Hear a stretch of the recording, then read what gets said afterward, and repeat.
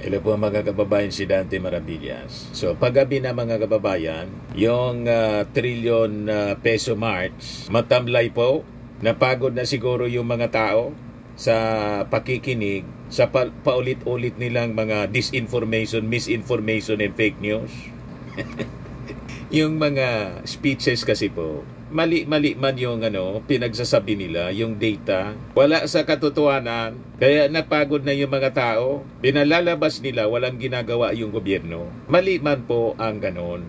May ginagawa ang ating gobyerno. May mga nakulong na at may mga makukulong pa. And because of that, wala na silang makumbinsi. Kukunti na lang yung crowd nila mga kababayan. Napagod na sa pakikinig ng kanilang kasinungalingan. Ayan lang po yung mga nakumbinsi nila. Kukunti lang yung crowd. Yan po. Sa Luneta, mga 3,000 lang yan po. Kaya sabi po ni columnist and professor vlogger Antonio Contreras, 5,000 in EDSA, 7,000 in Luneta. Yan pala yung crowd estimate. Tingin ko nga mga 5,000 lang, 3,000 lang po. Di gawin nating 5,000, dagdagan pa. 5,000 in EDSA, 7,000 in Luneta. By comparison, in September 21, 7,000 yung crowd estimate sa EDSA, 100,000 sa Luneta. Napagod na po sa pakikinig sa kanilang kasinungalingan. Kaya po yung ating Pangulong Bongbong Marcos, the first family po, relax.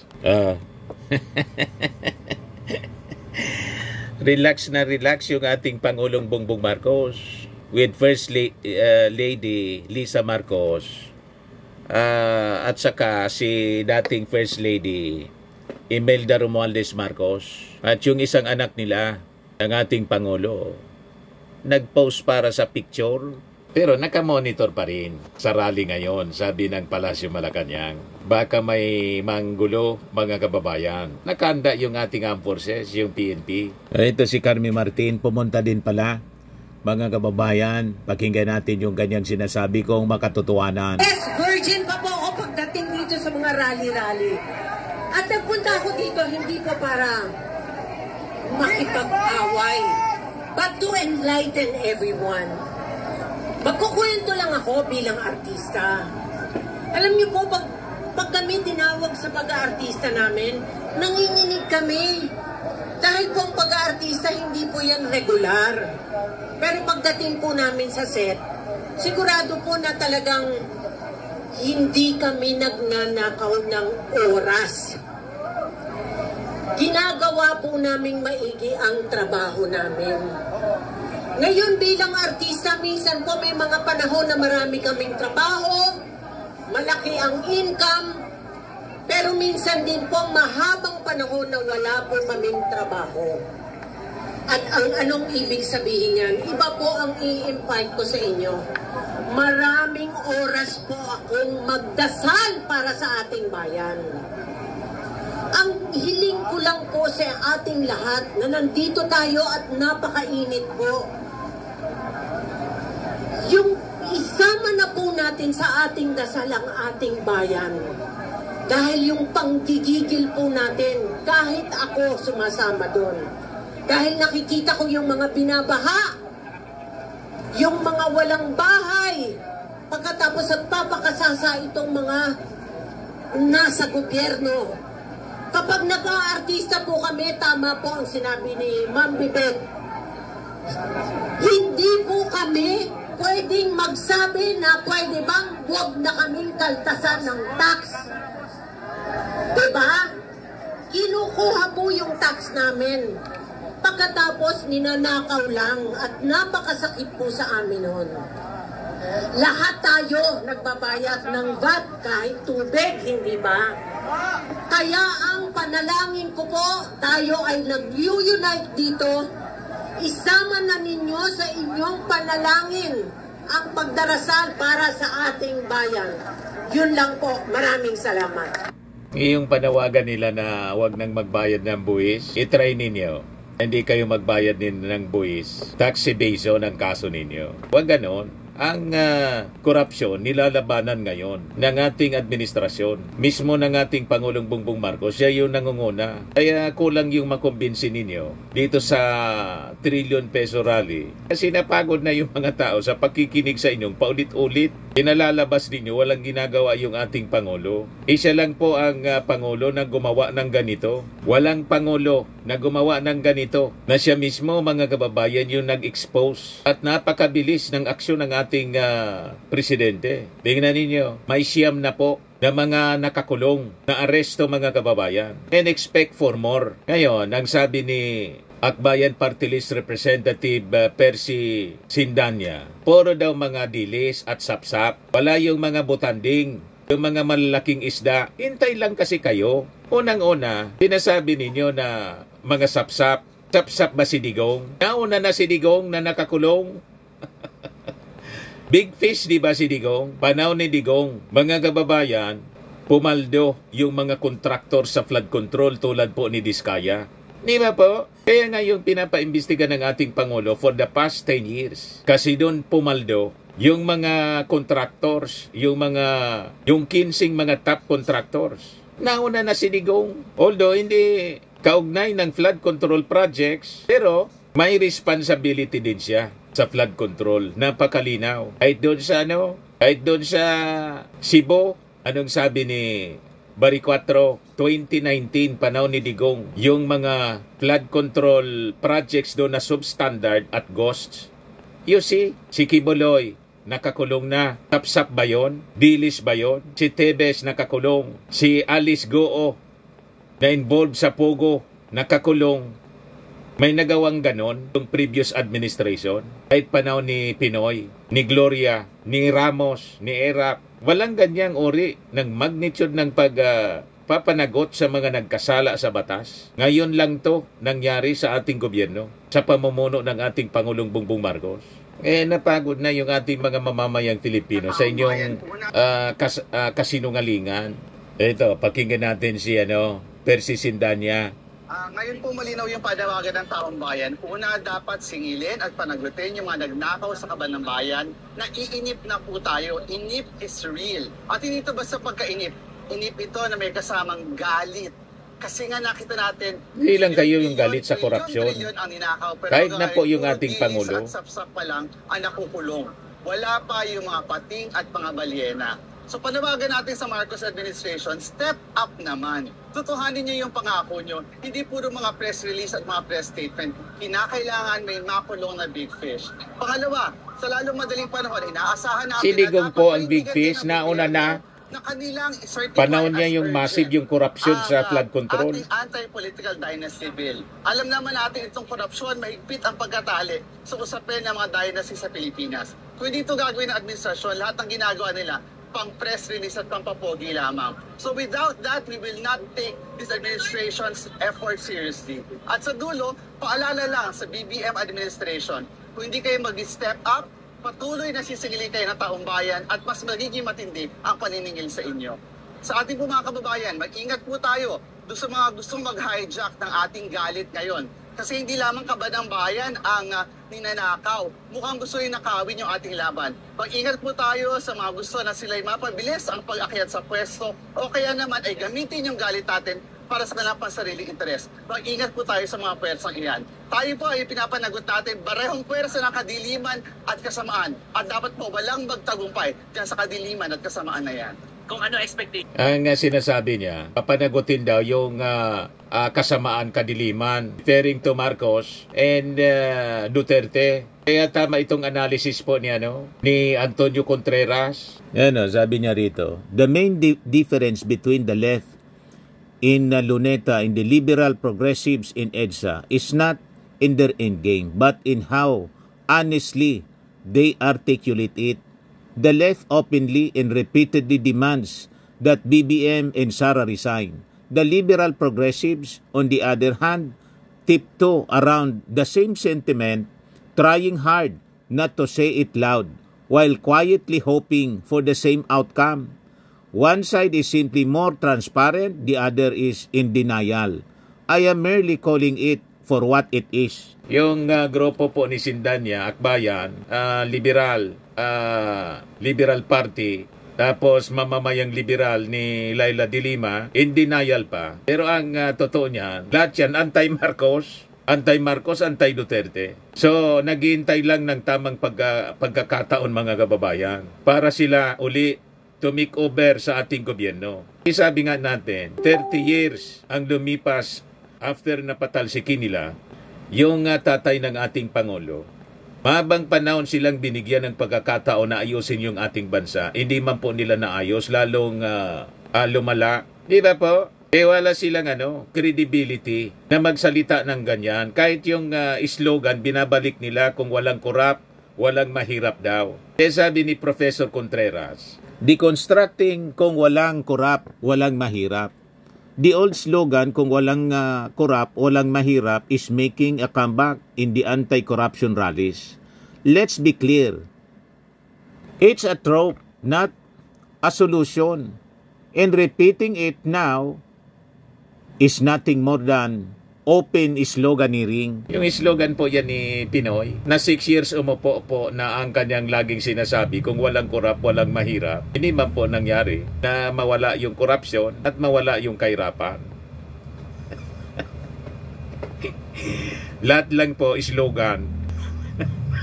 Tama si Professor Antonio Contreras, para lang utuin yung mga mamamayang Filipino kung walang korap, walang mahirap. Massive yung corruption sa panahon ni Pinoy. Kaya lang, yung involved sa corruption po, mga dilawan, karamihan sa mga nasa media, dilawan, kaya pinagtatakpan yung corruption kasi barkada nila.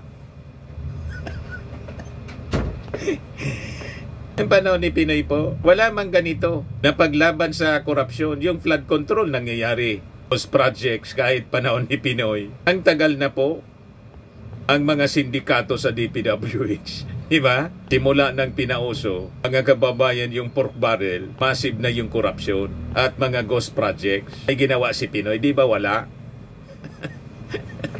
Huwag kami mga dilawan. Kaya sabi ni Antonio Contreras, it reduces a complex problem to a moral soundbite. Poverty is not just about corruption. It is about land, jobs, industrialization, prices, wages, regional inequality, disaster risk, and failed systems. Corruption worsens it, but it's not the only driver. Pretending it is makes for catchy politics, not real analysis. Pangalawa niya, it sells an impossible fantasy. Walang corrupt. Imagine zero corruption, which no country has ever achieved. It sets up a promise that can never be measured or delivered. Great for campaigning, terrible for governance. Correct. Walang bansa po na walang korupsyon. Kasi po, ang korupsyon nagsisimula sa puso ng mga tao. The heart of corruption is the corrupted hearts. Corrupted heart, the center of corruption. Nasa puso, hindi yan alam ng mga hindi nagbabasa ng Bible. Because of the corrupted hearts, kaya may korupsyon. Yan sabi ni Jeremiah. Jeremiah 17:9-10. The heart is deceitful above all things and desperately wicked. Because of that wicked heart, kaya po may korupsyon. Who can know it? I, the Lord, search the heart, test the mind, even to give every man according to his ways, according to the fruit of his doings. So ang fruit, ang bunga po ng masamang puso, corrupted heart, mga kababayan, mga masasamang gawa, tulad ng pagnanakaw sa kaban ng gobyerno. Ito mga ghost flood control projects. You see, diyan po nagsisimula yan. Yan ang patunay. Sabi sa Matthew 15, verse 18-20. But those things which proceed out of the mouth come from the heart. Pati yung pagmumura, masasamang mga sinasabi ng tao, galing yan sa puso. And they defile a man. For out of the heart proceed evil thoughts. Yung pagnanakaw, yung pagiging mamamatay tao, murders, adulteries, fornication, thefts, false witness, yung paggagawa ng gawa-gawang kwento, blasphemies. These are the things which defile a man. But to eat with unwashed hands does not defile a man. Lahat ng mga kasamaan po ng tao nagsisimula sa masamang puso. Ito ang ituro ninyo para ma-address ninyo yung korupsyon. Hanggang hindi po na nako-cure yung kasamaan ng puso ng tao. Tuloy-tuloy ang nakawan. Diba ba? Kaya yung mga sinasabi ninyo, walang korap, walang mahirap. Tama si Professor Antonio Contreras. Slogan lang siya. O ngayon, pakinggan natin yung sinasabi ni Bishop Villegas. Ay, hindi pala si Virgilio David. Pumunta si David, Bishop David, mga kababayan doon sa rally.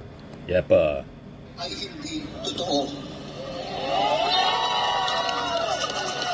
Hindi naman lahat ng pagkakaisa ay tama at totoo. Hindi naman lahat ng pagkakaisa ay dapat... Yung unitin, ang sinasabi niya. Mayroong maling pagkakaisa.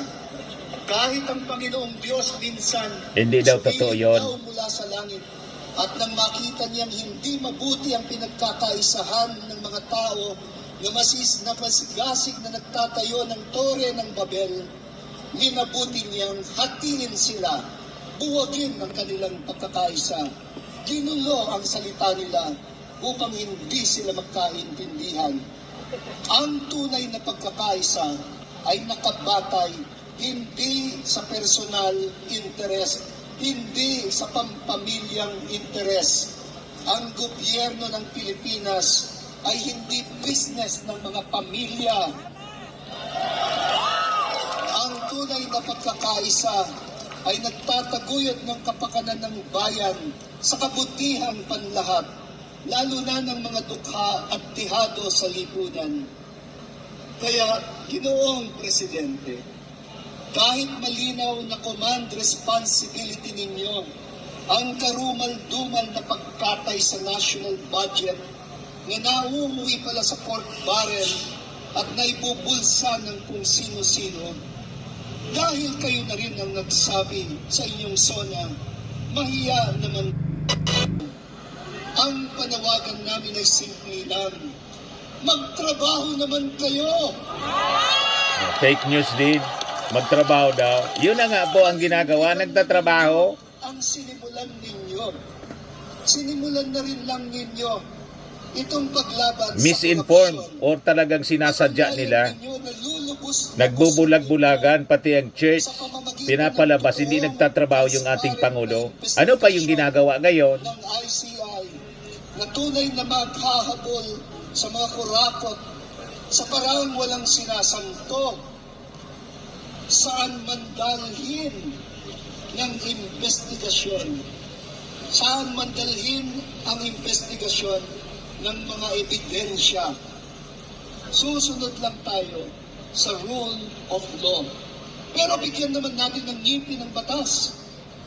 At kaming mga mamamayan ay tutulong sa Citizens Participatory Audit, sa ground validation ng mga infrastructure project.